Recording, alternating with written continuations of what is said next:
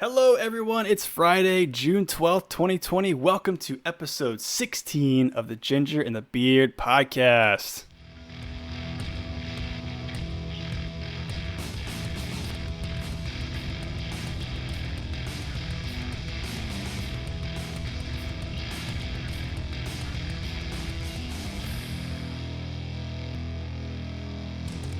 What's up, guys? I'm AJ, aka the Ginger.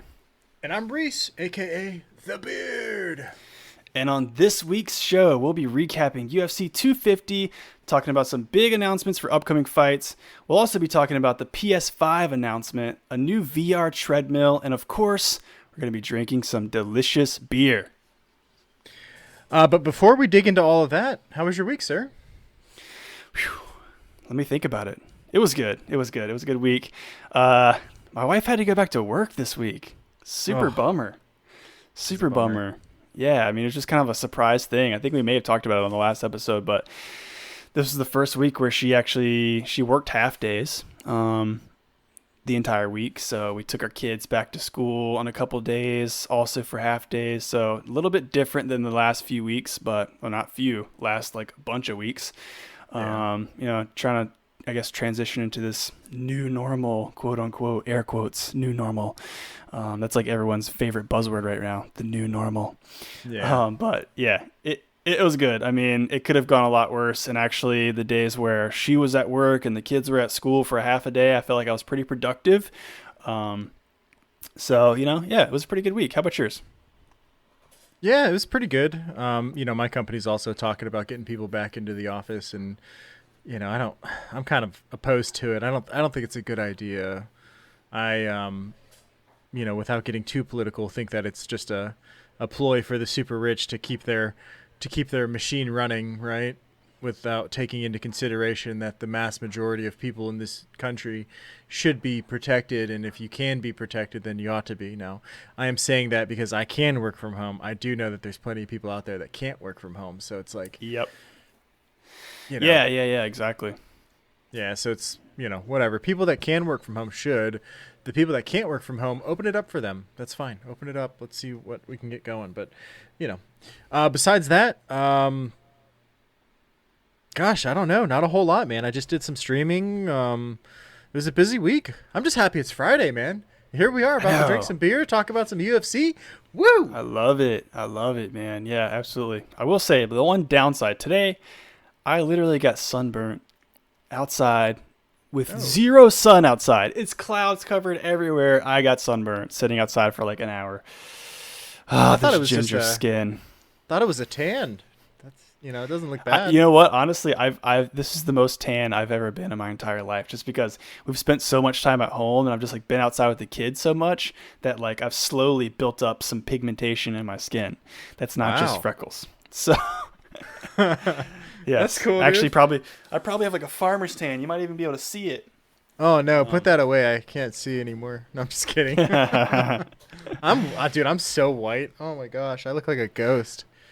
Yeah, it's all good. Obviously, my favorite saying is "embrace the paste." Embrace the paste. Embrace the paste. Yeah, I feel it. Yes. I feel it. Yeah.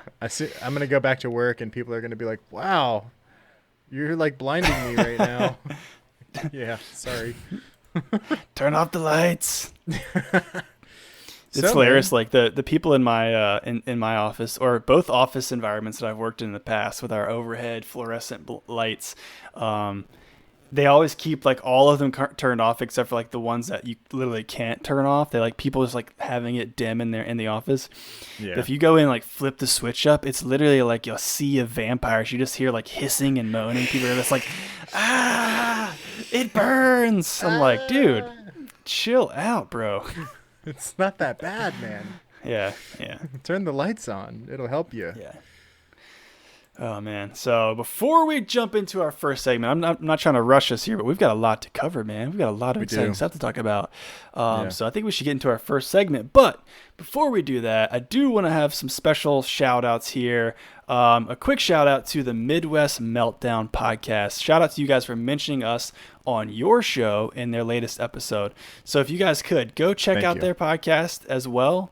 They're a couple of dudes who have a great time. They're video game fanatics like us.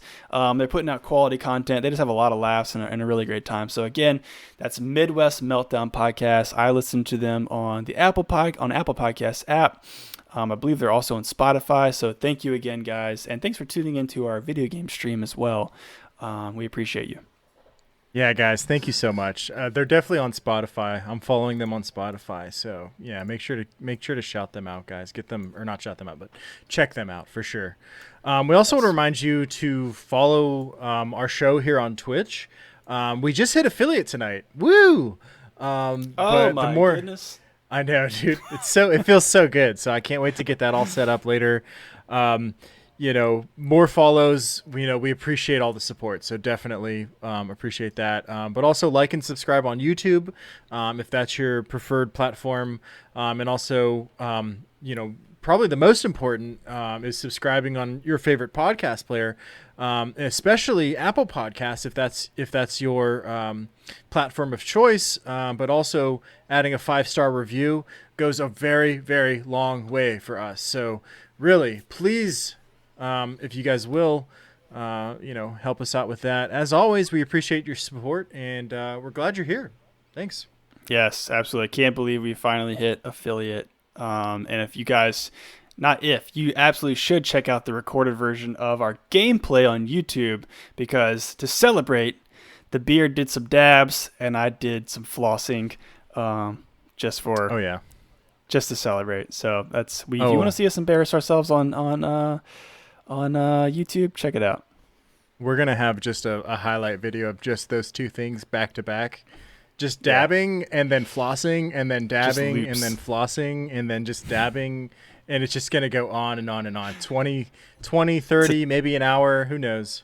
It's a 10-hour loop on YouTube. 10-hour loop. You can go to sleep watching it. Just with that, too. Flossing, dabbing. Flossing, dabbing. Just like, yeah. Maybe some music. Some ridiculous music playing behind it. Just elevator music behind it. Yeah, exactly. All right, man. Well, I think it's about that time. We've waited for this moment for far too long. So I will ask you, sir, Mr. Beard, what are you drinking tonight? Sir, I'm drinking some watermelon Gosa. Gosa. Oh. Watermelon. Oh. What is this? Oh, wait. Do we have a surprise on camera? What is this? My wife just brought this up to me. What? Uh-oh. Special delivery. Dude, we got some delivery. We got some swag? What? Boom. Oh, dude. Check this is out. Awesome. I didn't even know about this. Official. The ginger and the beard. Look beard at this, glasses. Man. This is awesome. Oh, man. Thanks for doing this, bro. Oh, you can't. I can't take any credit. This was 100% my wife, her idea, and she went out and placed the order for these things, man. And our wives are the biggest supporters of the show. My camera does not want to refocus itself. Apologies for that. Look at my face, camera. Look at Can my you face. tap it? Can you tap it at all? Come on, dude. Wake up. It's focused on your microphone, I think. I would just move the microphone out of view, but there you go. Here. Maybe we'll get it now. Wow. I don't know. I just don't even I'm just going to turn the camera off and back on. Okay. But while you're doing that, this glass, dude, this glass is so cool. Oh my god, man. Right? This is such a cool surprise. Man. This is a total surprise for me too, by the way. When did you find out? Literally like 3 days ago. And I was like, really? we can't tell Reese. We have to let it be a surprise on the stream. And I think it was amazing. Oh, absolutely, dude. Okay, this is so cool. Thank you so Heartless for taking care of that. All right, so I got to fill it up with something, right? Like, we can't just let it sit here Yes. idly by. So, good sir, I got some watermelon gosa here. It's by Three Notch Brewing Company. Very refreshing. I've already had a couple sips of it. So nothing says summer like a big slice of watermelon enjoyed outside on a hot sunny day. So these guys put that feeling into a can. It's a German sour ale. Becomes a new American quencher for some, I don't even know, additional watermelon puree, I guess is what they're putting in it. Tart, salty sourness, kettle souring with special yeast, lactobacillus. I don't even know. Yeast is so weird. I'm going to get into that a little bit later, but it gives it a dry, crisp quality, and it's a perfect complement to watermelon that's added for fermentation. So, that all being said, that was a lot to say. I think the main part here is the tart, salty sourness, right? With a little watermelon on top of it. All right, so let me make sure I get this pour right. We're not going to pour onto a keyboard. No. Okay. Let's see it pour into this ginger in the beard official glass. Look at that, dude. That's what I'm talking about. Man. A couple of handsome gentlemen on that glass. A nice, tasty, delicious brew. Boom. Oh. Look how good it looks. Looks so good with some color behind it. Oh, my God, it does. All right. Oh, dude. I can't recommend this enough. As much as you want me to try that O'Connor sour, I feel like you need to try this one. It's so refreshing. It's just got a little hint of watermelon on the back end of it. It's got that sweet saltiness to it. It's very smooth. Really, really makes me feel like I'm, like a perfect drink for a hot summer day. So, and many of those days we've had. Yes, I know, definitely. So, it's your turn, dude. It's time for you to fill your chalice. All right. Well, before we do that, I got more shout-outs. Can I give some more shout-outs? Shout it out, dude. On our Instagram. On our Instagram channel, if you guys aren't following us on Instagram, please do that. This week, I decided to do something a little bit differently. I actually went to Wegmans earlier in the week and had a pickup of a custom-built six-pack, and I was really legitimately torn between two different beers and wasn't sure which one I should pick. So I gave the power to the people and let our Instagram followers just help me decide. So I put up a poll on our Instagram story and shared that out. And I also tagged the breweries that were in contention, right? And I reached out to them. I was like, hey, I would love if you guys could share this, get some more votes for your beer. And thank you to Trogs Independent Brewing and 21st Amendment Brewery for participating in that. Without question, they just shared it on their social pages. And not to mention, Trogs has like 98,000 followers. 21st Amendment has like 68,000 followers. So they don't take that stuff lightly. So I really appreciate you guys for helping us out. And it helped. So we had a total of, I think, 76 votes for these two beers. So it was between Trogs, Haze Charmer, and Hell or High Watermelon, which is a watermelon wheat beer from 21st Amendment Brewery. So how ironic that we both had watermelon beers up for drinking tonight.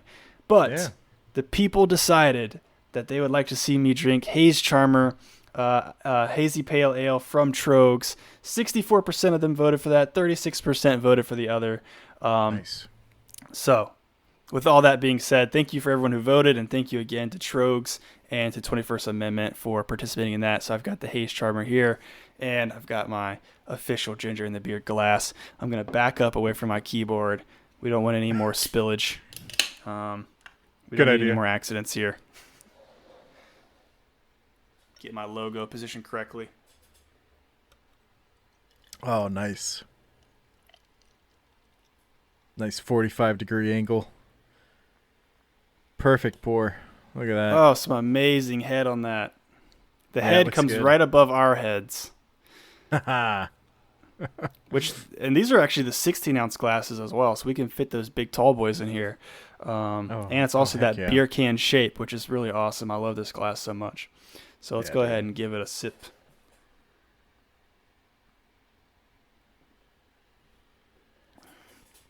Oh, wow. That is delicious. Very hazy indeed. There's my voice cracking again. That's just because I'm so excited about this beer. It's a 5.7% ABV hazy pale ale. Citra hops, Eldorado, Lotus, Mosaic hops. So the Citra hops definitely come through in there. It's definitely a little citrusy, but not overpowered. It's not way too citrusy like you get from some IPAs. Here's the description they give on the website. Haze Charmer emerges from a soft, swirling cloud of oats and unmalted wheat. Vigorous dry hopping, which I'm definitely getting that on the finish there. Some dryness, which I like. Vigorous dry hopping adds a second phase of haze, propping up the oils of Eldorado and Citra hops. Each sip delivers notes of juicy pineapple, fresh grapefruit, and candied peach, balanced with a hint of white pine and low bitterness. A soft, juicy, and hazy pale ale, Haze Charmer is here to cast its spell on you. And I will say that is very good. All the people on Instagram who recommended this one, thank you guys. Cheers to you. Shall we hold up our glasses, Reese? Cheers to you, sir. Absolutely. Yes. Cheers. Cheers. Woo. Instagram. All right. So cool. For you audio listeners out there, that's the section where we hold up our beers and get a screenshot for the gram. Yeah. Dude, I got to try that beer out too. Trogue sounds good. I've had a lot of Trogues IPAs before, but I've never had this Haze Charmer. And okay. I'm glad I'm trying it. Nice. Real quick. All right. It sounds like my wife tricked me, right? Because I asked her what was in the box. I was the one that brought that box in and like handed it to her. I was like, "What is this?" And she like pulled it out, and she was like, "Oh yeah, Shayna got me a candle." I was like, "Oh, okay, all right." Just like not thinking anything of it. So, bravo to both of you, all of you. We just mail each other candles frequently. I didn't even think about it, right? I didn't even like think twice. I was like, okay. I just, whatever. Nice people do nice things for each other, so I'm not confused. Oh man, that's so good. I'm glad the surprise went off without a hitch. Thank you, Muggles, for participating in that and keeping a secret. Yeah, so cool. So I got a little bit of news here. Just one little thing. Newly discovered species of yeast. So I don't really see this happening very often. I'm assuming that it happens pretty often. I don't know the stats behind it, but it's trademarked as Wild Brew, Philly Sour, right? So Wild Brew is the name of it, and it's a Philly Sour yeast, trademarked by Lallemand Brewing, in collaboration with the University of Sciences in Philadelphia. So Lallemand Brewing is a sub portion of Lallemand company, which actually does a lot of development of different yeasts and brewing products. So really cool. My first time really like hearing about anything like this. So it's used to produce sour brew in 7 to 10 days at 25 degrees Celsius, and the acidity produced is described as smooth, elegant, and subtle. Interesting. The resulting brew is highly balanced with flavor notes of red apple, peach, and honeydew melon. One thing I also want to add, really interesting, is that it like gives off a natural like milk flavor, like a milky like they made it a point to say that it also added like a milk type of flavor to it. So that is almost like a cream, which is really, really weird. So check that out. I love those beers that have that sort of texture where you're almost like, is this like a lactose? Because they do those like lactose IPAs and stuff like that where they add it to it. So that's interesting to get it kind of more naturally. And for those of you guys that, we're not super educated. I mean, I'm speaking for both of us here, but on the actual brewing process, we kind of understand how everything works sort of, but not to this degree. But for those of you wondering, what does yeast do in beer? Essentially, it eats sugar, and what happens after that? It poops alcohol. It poops. How amazing! Not just a little poop. Poop. It's so amazing. These tiny little live bacteria are just in your brew, munching up all that sugar and pooping it out and making alcohol. Why not? The crazy thing to me is that you can trademark, number one. How dare you trademark this bacteria? This bacteria has rights, number one. But that they can harvest or whatever, collect these, these different type of yeast and figure out that they produce certain flavors. Like you have a bacteria that eats sugar and then all of a sudden it has honeydew melon flavor to it. Like how crazy is that? I don't know, man. I don't get it, but science. So cool. Science, man. That's all I got. That's all I can say. Yep. Well, so that being thanks said, for dropping that knowledge on us. I hit you guys with a little knowledge here and there, and that's what we're doing here. So, man, that's all the beer news I had. I think let's just go ahead and jump off. Let's just jump from the 30-foot high diving board right into this UFC shenanigans, and there's a lot of it. We got a whole swimming pool full of UFC shenanigans. Are you ready? I love the analogy. Yes, let's do it. Swimming through the shenanigans. All right, guys, hitting you with that transition right now.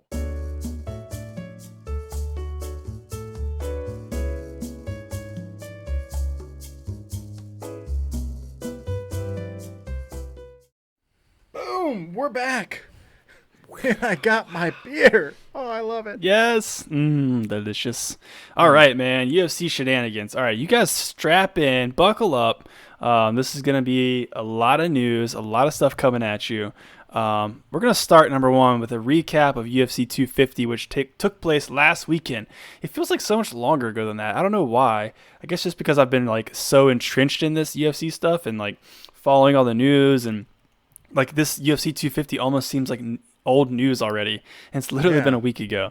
So all right, let's just start. Really there's a ton to talk about on that main card even, but I really just want to focus on the three big fights that everyone was kind of looking forward to and everyone enjoyed. So starting number one, Sean O'Malley versus Eddie Wineland. All right, so we got Sean O'Malley. We talked about some of this stuff like a precursor to the fight last week's show, but we all know Sean O'Malley's a super young cat, was banned for a couple years because of some tainted substances, made his comeback in a fight previous to this with a really fast KO, and he did it again against Eddie Wineland, who's definitely a veteran in the sport. Never really made his way up the food chain, but has been around for a long time. So as we look at this fight, Wineland came out very strong. He took control of the ring in the first round, and I think I was a little bit shocked by that. That he had O'Malley kind of like up against the cage for a minute, and was on the offensive. But then O'Malley came out with his unorthodox shots, his spinning back kicks. He landed a super clean shot to the body, a spinning back kick to the body, if I remember correctly. And then not long after that, I don't know how many minutes it actually was into the first round, knocked out Eddie Wineland cold with a clean right hand. And honestly, he barely broke a sweat. I think he faked a left uppercut and then just stuck him right on the button, man. And Eddie Wineland just crumbled. Actually, he didn't crumble. He got knocked backwards. Done. He was done. It was a walk-away KO.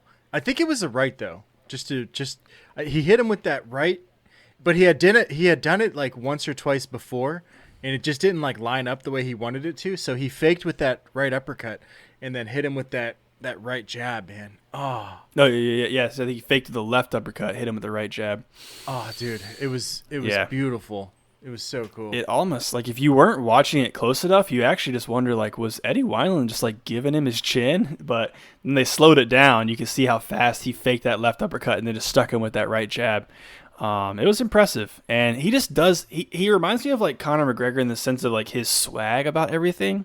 Like, he dropped the dude and then he just kind of – he just turned his back and just walked away. Like, I was like, damn, son. He knew it was over. It was so good. Yeah. To be as scrawny as he is, man, dude, he can punch. Oh, my gosh. I can't wait to see what comes next for that guy. And you're right. He didn't break a sweat, man. He made it look easy. Yeah, exactly. It was a walk in the park. Yeah, so, I guess we can talk about that. Like, who should Sean O'Malley get next? The bantamweight division is so stacked. Like, I think it's the number one, the most stacked division, in my opinion, of the entire sport. So I mean, what do you have any thoughts around that? I mean, I'm leaning towards. Second. Yeah, I'm leaning towards a couple different people here. I'm gonna pull up the rankings just so I can sound intelligent about this. But All right. I mean, dude, there's so many names in this division. At the top, you've got Marlon Moraes. I don't want to spend too much time digging through all these guys, but let's just keep in mind that why have I lost my Sean O'Malley? He's not ranked. He's still not ranked. Right. So they can't give him the biggest and best yet. But there's definitely a lot. I would like to see him either against Rob Font or Cody Stamann. I think that those guys are in the top 10 and top 11 spot. I don't think he's ready for like a Rafael. I'm not like he could probably take Rafael Assunção or Pedro Munoz or Jose Aldo, but I think like he needs to win one more fight so that he can get in the top 10, right? Yep. And then give him somebody in the top 5. And then if he keeps winning, title contention, man. He's going to title contention. I see Sean fighting for the belt. If he keeps winning, 3 fights, 3 more wins, and he's going to fight for the belt. What do you think? I can see that. Just because that's the way, and we're going to talk about this soon, but that's the way that UFC seems to be running things now. Like they're looking for the big ticket fights because they know that's what's drawing the crowds in. They need the most possible, legal streams of the fights that they can get because they're not selling tickets right now. They're not selling physical tickets. So they're looking for these big ticket fights. And Sean O'Malley's got a lot of buzz behind him right now, so I could absolutely see him getting that type of fight. But let's go ahead and move on to our next, the number 2 fight that I want to talk about.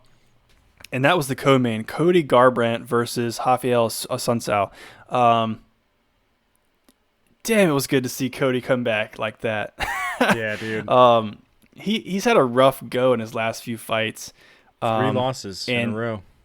Yeah, I think 2 of those were from TJ Wright, and one of them was from, I can't remember off the top of my head, but people have started to kind of question his chin. They're like, he's got a glass jaw. He's been knocked out a few times, but he came back faster and sharper than I think we've seen in a long time.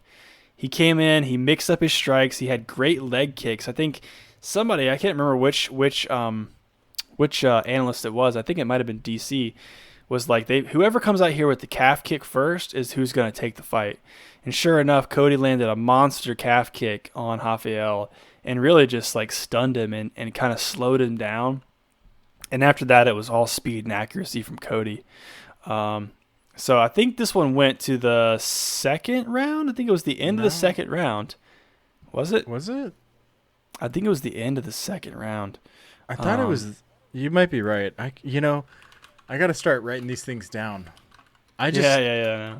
I mean, it was early on. It felt like it was very early on in the fight. Like not a whole lot of damage was done, right?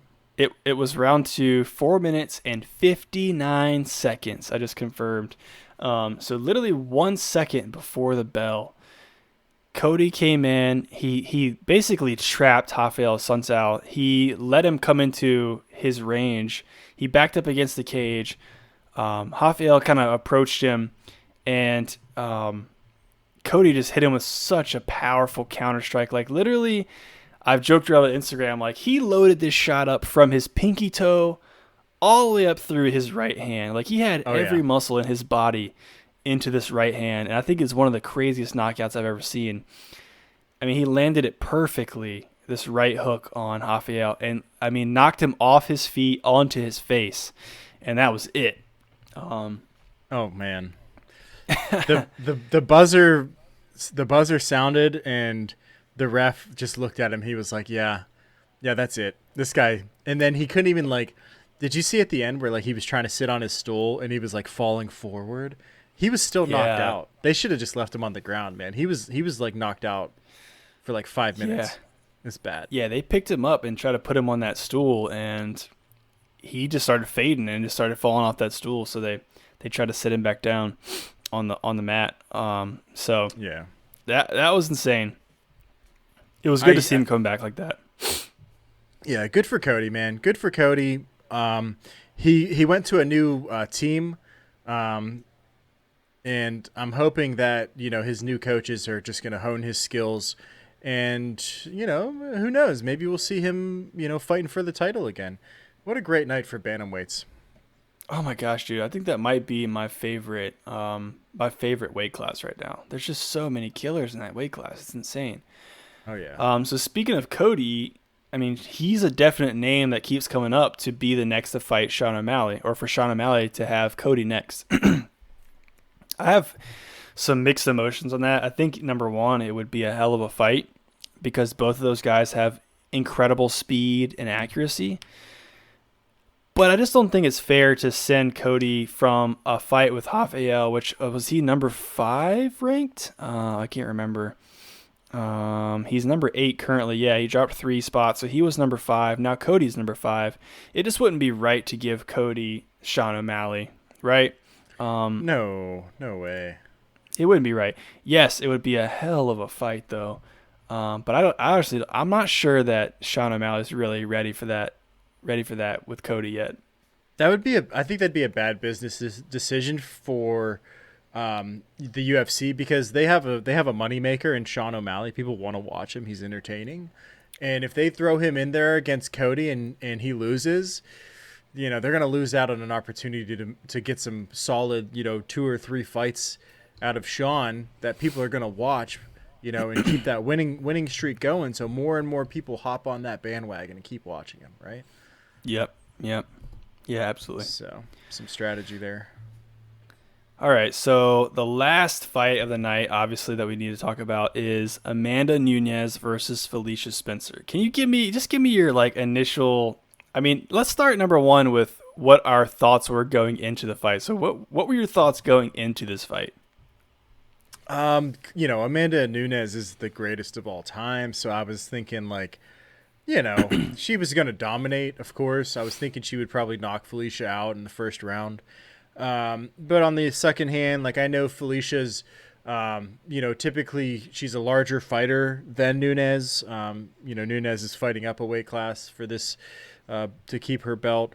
And, Felicia is supposed to have amazing ground skills, black belt in jiu-jitsu, good submissions and whatnot. So I was I gave her a chance if she could get Amanda in a bad spot that she could lock something up and submit Amanda. So, you can never completely count a fighter out.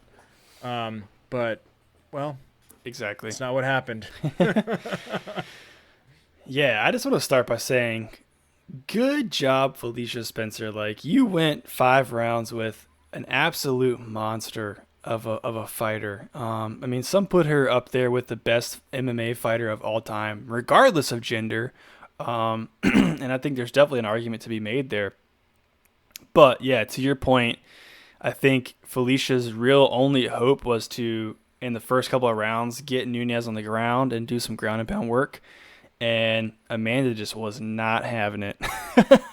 Her takedown defense was superior. Number one, Felicia couldn't even get in range to get a takedown. And I think she was too afraid to shoot, honestly. But even in the first round, Amanda actually I think she reversed the takedown attempt and took Felicia to the ground and kind of showed her how to play her own game, right? So, she did. They kind of went back and forth. Not really. They didn't go back and forth. Every round was a dominant performance by Amanda. It was a little bit better in the second and third round, or the second round for Felicia, but she missed another takedown and got reversed again.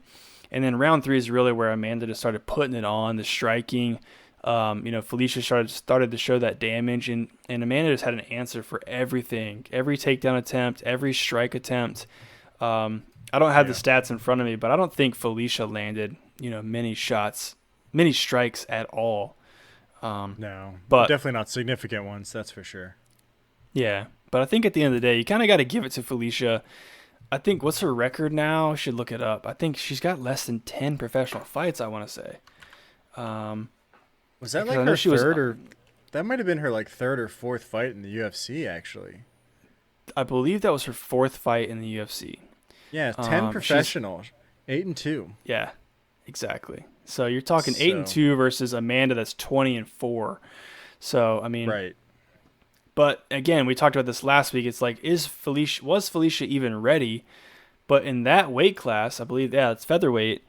There's really not a lot of options. There just wasn't a lot of people. There's nobody to really feed to Nunes. So that's kind of what they had to go with. There's only 6 people in that weight class. It's just mind blowing. At that point, it's like, do you combine weight classes? Like, what do you do there? You just need to recruit more fighters, I guess. I mean, yeah, but they don't want to crazy. like put those. I would be afraid of them just like willy nilly recruiting fighters because they don't want like, they got some killers. Like if you're in the UFC, you're a killer, right? So they're gonna like promote some amateurs to get in there, and they just might not be it just might not be possible. So I don't know what the future of that division looks like. Maybe they're just hoping that more people are going to come along and it's going to have a positive outlook. But, for now, it looks cool having Amanda with 2 belts, even though one of the belts is kind of like, who really cares? Yeah, so, I mean, I guess at the end of the day, good job, Felicia. Great. I mean, she showed a lot of heart, a lot of endurance and durability. To stay in that fight, even though the analysts and everyone towards the end of that 4th and into the 5th round, people were just basically saying they should stop it. They should throw in the towel, protect your fighter, get her out of there. But she showed a lot of heart. She wanted to keep going. So I'm excited to see him. I think we talked about this after the fight. Actually, I'm like, I would be willing to bet she's got a lot more hand raises in her future. If maybe she can cut some weight and go down a weight class, or some more people come up, then I think she's got a lot more victories ahead of her. And interestingly enough, Megan Anderson, who Felicia beat not long ago, I think immediately sent a tweet after the fight was over and said, "Don't forget about me" or something, as like she wanted a title fight with Amanda Nunes. So we'll see how it goes. Yeah, I don't know. I don't think anyone in that weight class has a chance against Amanda. What I found really interesting is like for the last like 4 or 5 minutes of the fight, it almost seemed like Amanda was just like showing mercy. Like she didn't even really want to punch Felicia. She just wanted to take her to the ground, wait the timeout. She knew that she was winning and she didn't want to like damage her anymore. I think that she showed a lot of like fight IQ, knowing that she had beat Felicia already, and she didn't want to like add insult to injury, right? So Amanda got a lot of respect absolutely. in my opinion for showing mercy, right? That was cool. Yeah, I 100% agree. I mean, everyone was kind of calling that out. And then even at the end of the fight, she let Felicia wear the belt for a second. She put it over her shoulder and let Felicia like put hands on it. It just was, I agree, a lot of respect from me and to Amanda now. I love seeing that, dude. That's like literally my favorite thing about the sport. It's not the high flying knockouts. It's not the crazy, smack talking that happens before the events. It's literally after the event, after the fight is over. Almost, I wouldn't say like 95% of the fighters usually go up to each other. They make sure the other fighter's okay. They say great job. They show their empathy. There's just a lot of respect from these fighters in these moments. And for someone who's outside of, who doesn't follow this sport, they don't see that. They see all the smack talk and they see the brutality, they see the blood and the animosity and things like that. But what they don't realize is a lot of that stuff is just for show. It's just to get ticket sales. It's to get people interested in the sport. But if you watch after it, that's where people show their true colors. And I would say, like I said, 95% of the fighters have so much respect for each other, and it's an amazing sport to watch. Love it, dude. Love the sport. Yeah, and I agree. I couldn't agree with you more, man. Definitely, absolutely. Yeah. All right, so that was UFC 250. Are you ready to talk about UFC 251? I am. Let's talk about it, dude. I'm so excited for this card. You thought that card was good? Look at this card. Oh my gosh. This looks amazing. Man, what's on the line for this card? 3 belts. 3 belts. 3 belts on the line. We've got 3 championship fights here. So these fights were just announced, I want to say like 3 or 4 days ago. There's been a lot of rumors circulating, but they're locked in. The date's locked in. UFC 251, I believe, is July 11th, maybe. Might have to fact check me there.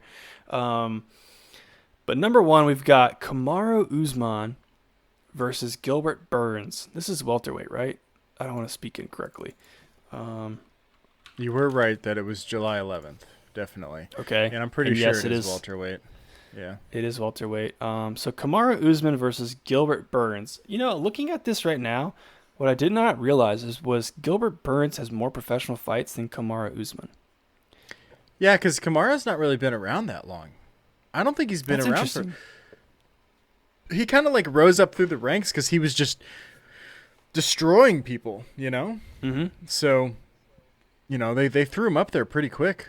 And honestly, man, I don't be interesting. I can't wait to see that fight, dude. I don't know who's going to win that fight. Those guys are both animals. But Kamara is very scary, dude. Very scary.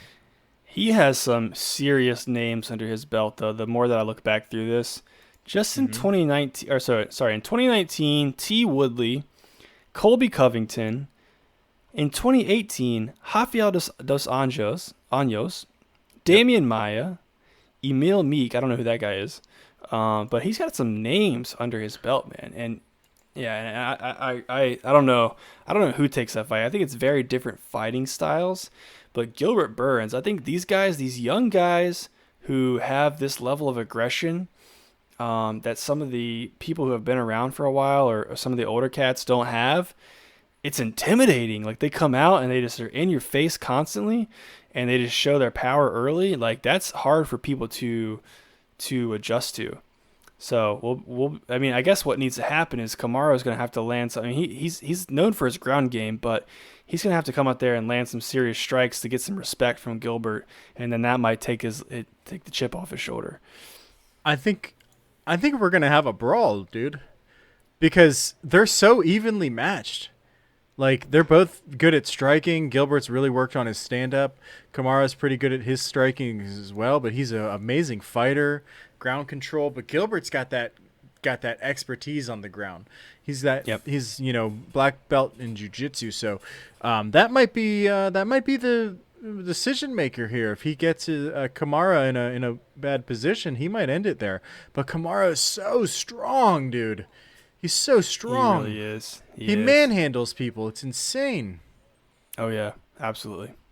Yeah. Man. So 5 weeks for Burns. Also, that's not a long time.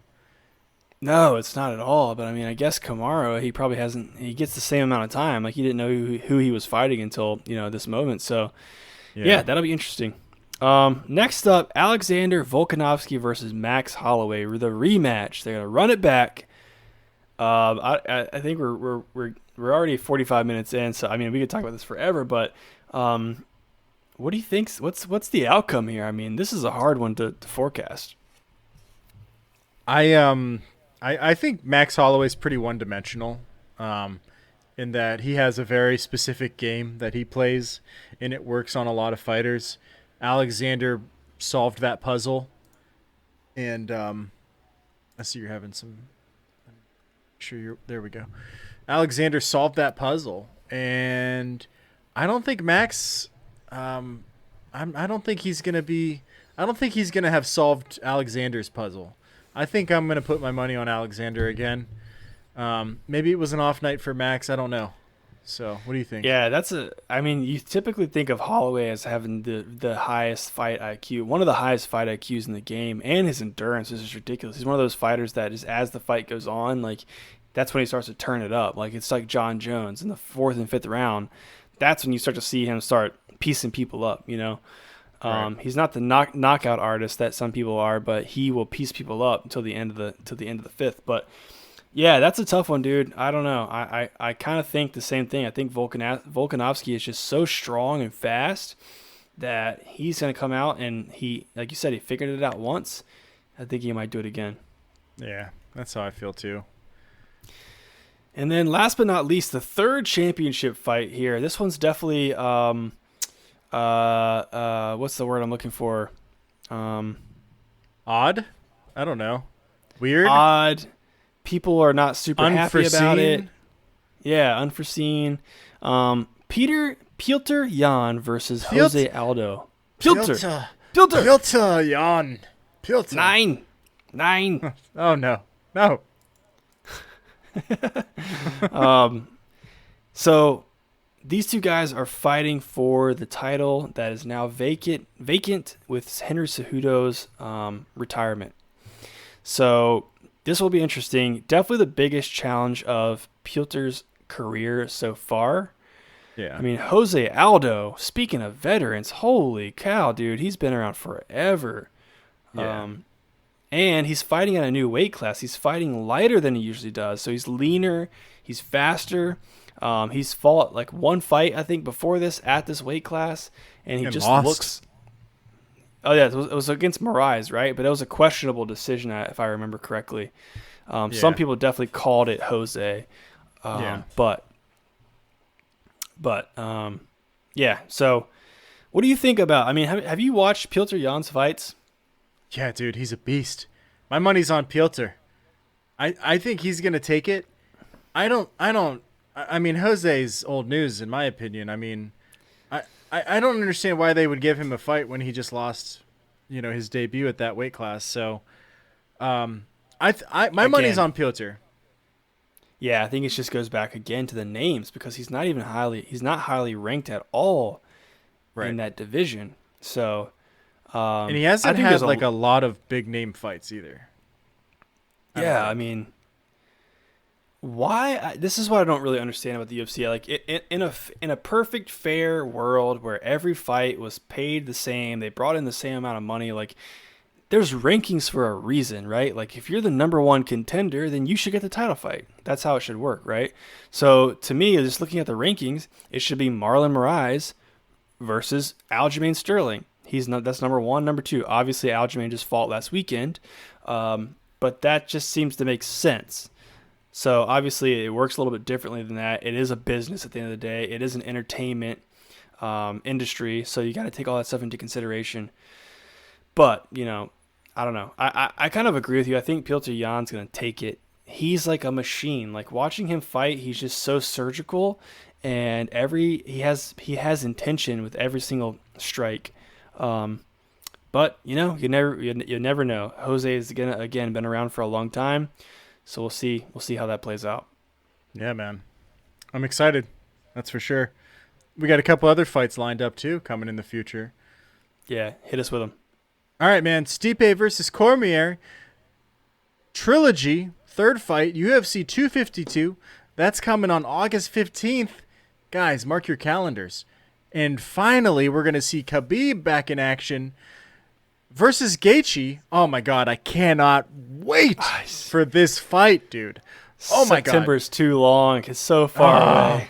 UFC 253, September 19th. Guys, mark your calendars. God, I can't wait. We got some great fights coming up. Oh, my gosh. You're so right, man. I know we need to move on because we've spent some time on this, but can I just say this is exactly what I'm talking about. Stipe versus Cormier, right? Okay, Daniel has lost. I guess it's the tiebreaker, right? So Stipe's 1-1, Cormier's 1-1. Yeah. But Daniel hasn't fought anyone else except for Stipe, right? So the only reason they're making this fight is because of the story. That's all it is. They're looking for that. They're looking for that story. They're giving Daniel the chance to come back and take his belt back, which I can 100% respect. But also, you've got guys like Francis Ngannou, who have been working their way up the ladder, who have been showing dominant performances, who are absolute monsters. And this would be a rematch between Stipe and Ngannou. So what's the decision? What's the rationale there? I guess DC's got so much pull. That's what it is, right? Oh, yeah. DC's got so much pull in that company, he can kind of make the decisions. It should be Francis. Francis is clearing everyone out. Yes, absolutely. So, all right. Well, that about does it, I believe, for UFC shenanigans. Let us know what you guys think about these fights. Like, I'm interested in hearing from the fans out there on YouTube or on our Instagram channel or on Twitter. Let us know what you guys think about UFC 250 and also your predictions for UFC 251. So much to be excited about in the sport right now. Let us know what you think. You guys ready to move on to tech? You want to move on to some tech now? Let's do it.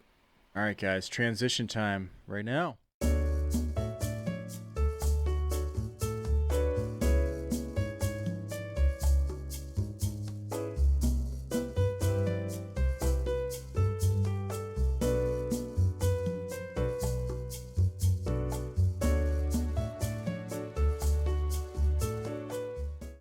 Do it. Hey.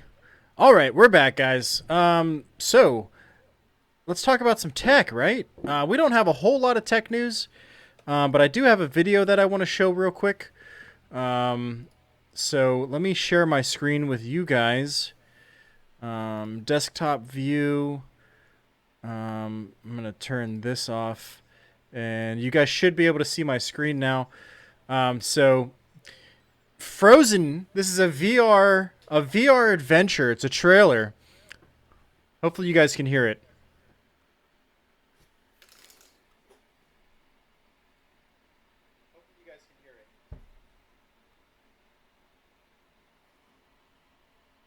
I don't think we have sound, Reese. All right, hold on. We don't have sound? No? No desktop If we audio do, on that? it's super faint. All right, well, I'll have to share it elsewhere, I guess. Just throw a link in the chat. Yeah, I'm gonna throw a link in the chat.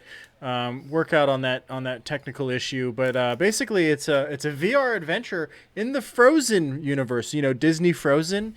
Oh, man. I don't know if there's been any other like Disney hands in VR yet, like significant, but like that's a pretty big deal. So if you got a head-mounted display, you got your means to play on some VR, check it out, guys. It's coming out soon. Yeah.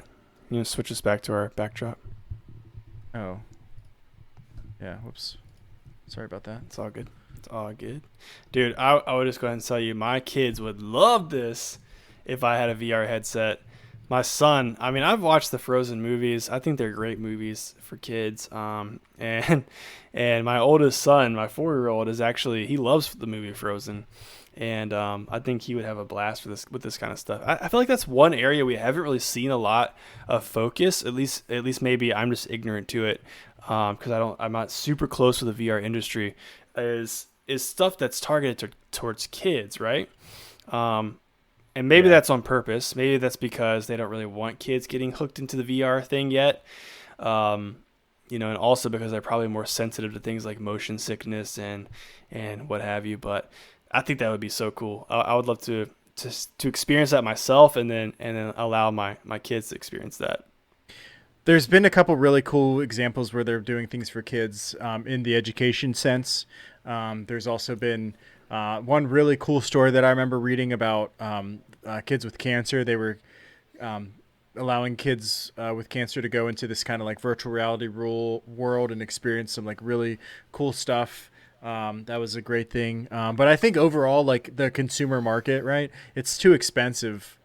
You know, there's definitely a barrier to entry for sure. Yeah. Going on with some more VR news, though, I'll link that video so you guys can check that out. But Cat VR, and let me go ahead and share this GIF right here. So you guys should be able to see a GIF on your screen right now. Cat VR. Oh my gosh, guys. It's a treadmill called the Catwalk. They're releasing a new treadmill, consumer treadmill, Catwalk C. So there's already been like other treadmills out there, you know, that are really cool, but they're expensive, right? So the good thing about this is the price point. Now I'm saying $700, right? So, you know, $700 is actually really freaking good when you think at the other ones that are out there are like $1,000 to $2,500 plus. So $700, sign me up, dude. And it looks like it's pretty darn easy to use too. Works on most head-mounted displays such as Oculus Rift S, Oculus Quest with the Oculus Link, HTC Vive, Pimax, Windows Mixed Reality, and PlayStation VR via an additional adapter. But it works with those all. So there it is, man. I cannot wait to get one of these someday. Who knows when it's going to happen? I do want to also show one more picture. So you can kind of see like the platform that he's running on. It's not like a treadmill, right? So this is how that works, right? So you can see on my screen now, there's a shoe. I'll try and blow it up a little bit taller. So anti-slip straps. You're wearing these shoes right here, customizable friction. So basically, as long as you have these shoes on, they work with that platform. Here, do you need it to be a little bit? Here, I'll blow it up all the way so you guys can see it. There you go. There it is. Boom. There it is, right? Novice, standard user, experienced user, VR veteran for the friction. So there you guys go. That's the future. The future's now. That is so awesome. So just for the users the people who are listening in their cars or at work, it looks like he's running on some sort of podium. So you're telling me these shoes are anti-slip and that's actually like frictionless, so he can run basically like on a smooth surface? Is that what it's worth? Is that how it's doing that? Exactly. Yeah, exactly. Wow. And here I'll show this again blown up so you can kind of get a better image of it. So I got a GIF on screen right now just showing him running, sprinting. So you see there's this like support mechanism, and he's strapped into the support mechanism, and then he can just kind of run on this platform.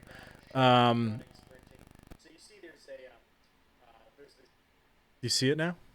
Yeah, that's crazy, dude. Pretty cool, man. I'm quite impressed. So, yeah, dude. Wow. Yeah, I mean, $700 is definitely not cheap still, but to your point, yeah, I mean, for something like that, that's pretty nuts. I mean, can you imagine just having something like that posted up in your room though, like just sitting there waiting for you to jump onto? It'd be pretty awesome. Oh man, I would love it. Hey, it sounds like your mic's picking up the noise from your computer right now. Oh, okay, I killed it. Okay. All right, so I mean that's all I really had as far as tech goes. So I'm gonna go ahead and transition us, and let's talk about some gaming news. Oh yeah, let's do it, man. Be right back.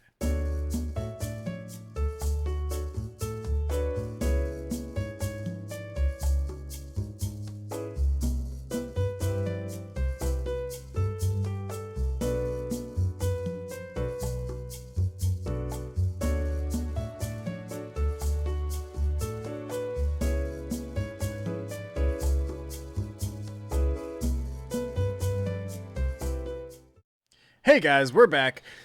Sorry for any audio issues you all are experiencing, but now we're going to talk about some video games. I think if you guys are on the listening on a podcast, you guys should be fine.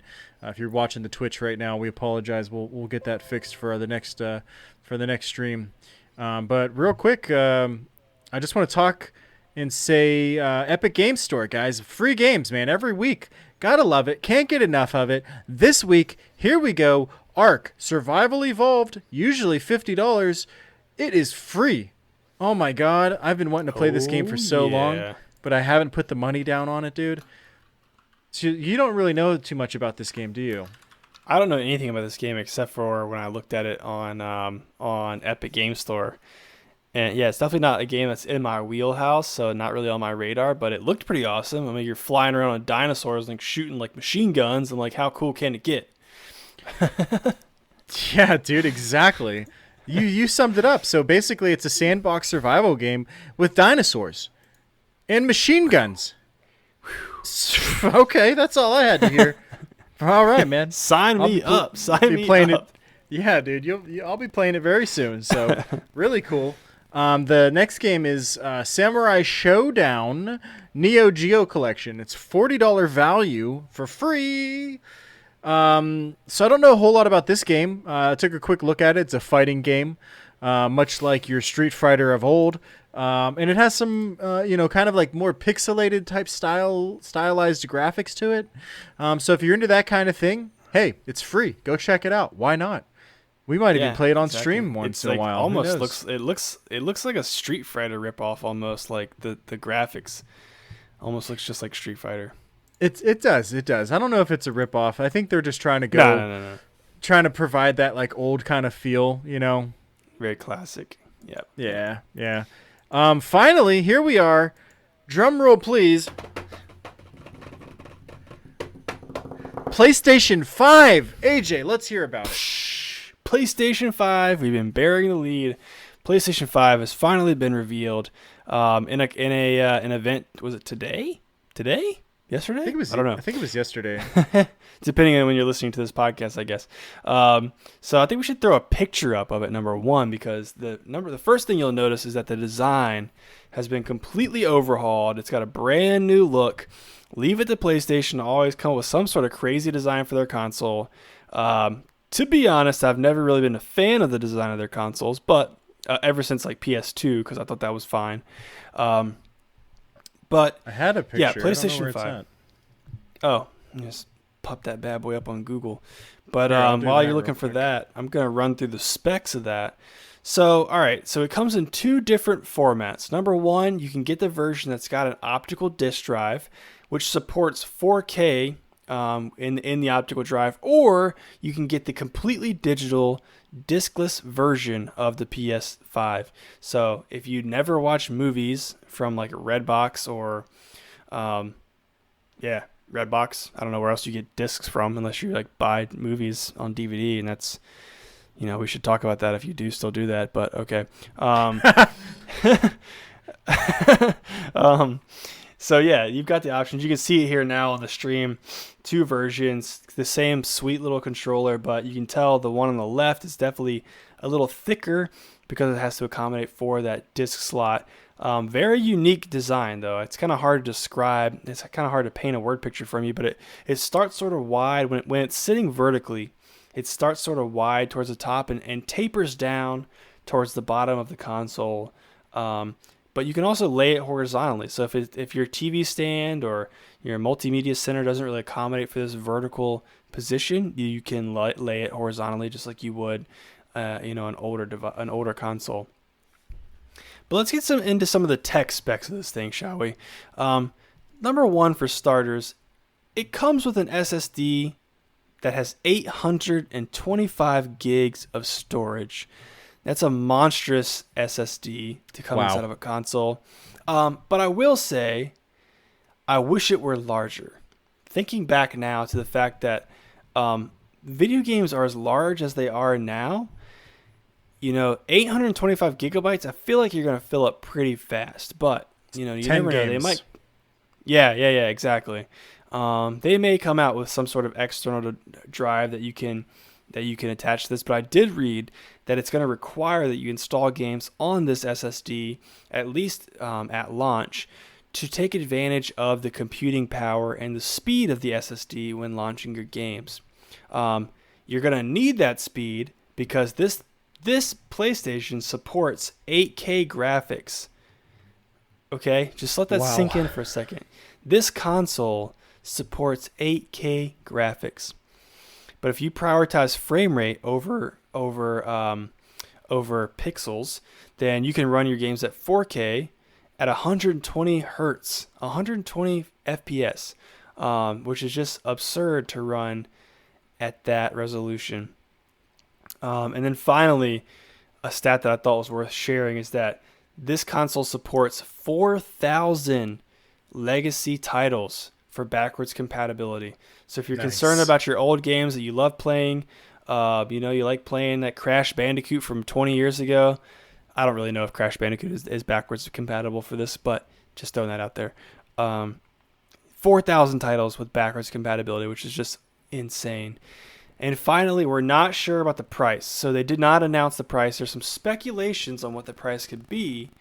And some people are speculating maybe in like the $500 range, which is definitely premium for a console. But considering the specs, definitely could be worth it. So with all that said, I think we should end off our show here saying, my question to you, Reese, is what, if anything, could convince you to come back to or switch to console gaming? Yeah, dude, I don't know. I'm so far down the rabbit hole with PC gaming at this point. I guess it would have to be like hitting the lottery and just buying one just to have one. Just because. Because I'm like, I don't know.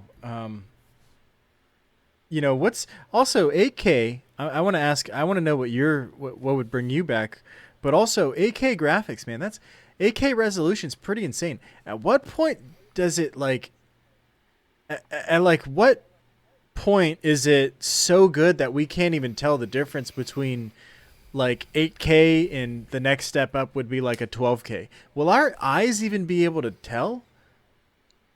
I highly doubt it. I haven't seen an 8K display in person, but given the fact that most people are playing these consoles on their couch and probably less than 10 feet away from their TV screen, I can't imagine, unless you have a giant screen, I can't imagine you can tell the difference between 4K and 8K. Yeah. And I'm talking about you'd have to have a giant screen to be able to tell the difference. I think where people have said for a couple of years, ever since they started talking about 8K at CES and stuff, is that HDR is more important than the pixels. Having the contrast and having the display technology to have absolute black on your screen with all these LEDs is more important than having more pixels. So, but the fact that it does support it, if you're somebody crazy, you have an 8K TV, I don't even know if you can buy an 8K TV at this point. You probably can, but it probably costs you, an arm and a leg. Why not, I guess. But I think 4K at 120 is where it's even more impressive to be able to push games, from this tiny little box. I've got this big PC beside me. Yours is even bigger than that. 4K at 120 frames is not easy for a PC to handle. So if they do push this thing out at $500, I think that price point, is pretty... It's kind of tempting, you know what I mean? If you're all about games and gaming, then that's kind of seems like what you should go for. But most people who are into PC gaming also use their rig for productivity, for video editing, for photo editing, for everyday work and just leisure use. So obviously you can't do that with your PlayStation. Yeah. And also most standard televisions are only 30 to 60 hertz, right? So if it's at 8K, I would want it to be at 145 or 144 to 165, optimally 165 hertz. But yeah, how do you process 8K at 165 hertz, man? That's, whew. You know? It's insane. It's insane. But there's lots more to talk about with the PlayStation 5. There's still some details we're waiting to kind of get our hands on. So as we get more information, we can definitely bring that up in future episodes. But I guess let's put it out to the viewers. What do you guys think? If you're a PC gamer, what would it take to get you back on a console? I can tell you from my experience, ever since I got the PC, I haven't touched my Xbox One in terms of video games. So I don't know what it would take. I want to hear from you guys again on YouTube in the comments or Instagram or Twitter. Let us know, what would it take to get you back to a console? I agree, dude. We definitely need to know. Tell us. I think that's all we got for tonight, though. Yeah, we ran 10 minutes over, but we got through a lot of information. So, good job. Good job, us. I'm going to go ahead and close this out then. Good job, us, for sure, dude. I just want to close out again and just say, hey, guys, thanks for sticking around. Thanks for checking us out. Thanks for listening. If you're watching us here on Twitch, drop us a follow. We definitely appreciate it. If you want to, starting next week, you'll be able to subscribe. That'll be awesome. Certainly, if you're watching us on YouTube, hit us with a like, subscribe. Would love that. And if you're watching on your podcast, and if you like it enough, subscribe there. And if you want to take that extra step and you got Apple Podcasts, come check us out on there. Drop us that 5 stars. Hit us with that 5 stars, man. We would appreciate it so much. And as always, we appreciate your support, and we're glad you guys are here. Yes, absolutely. All right. We'll see you guys in the next one. Alrighty. Peace. Peace.